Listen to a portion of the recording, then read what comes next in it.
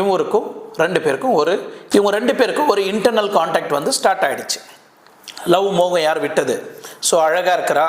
Instagram reels எல்லாம் பார்த்த உடனே சும்மா அந்த ரீல்ஸில் நல்லா ஃபில்டர் போட்டு நல்லா அழகாக காமிச்சு தன்னோட வீடியோலாம் பார்க்குறாங்க இல்லையா? ஸோ அழகில் மயங்கி நிறைய பேர் மோசம் போனவங்க இந்த காலம் இல்லை, அந்த காலத்துலேருந்து இந்த காலம் வரைக்கும் இருக்குது.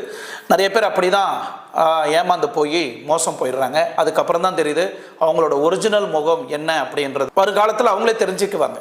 சரிங்களா? சரி, இவங்க பழக்கம் எப்படி தொடங்கப்பட்டது அப்படின்னு நீங்கள் பார்த்தீங்கன்னா, ஸ்ரீதேவி கூட பார்த்து பழகி ஜாயிண்ட் அடிக்க ஆரம்பிச்சிட்டாங்க.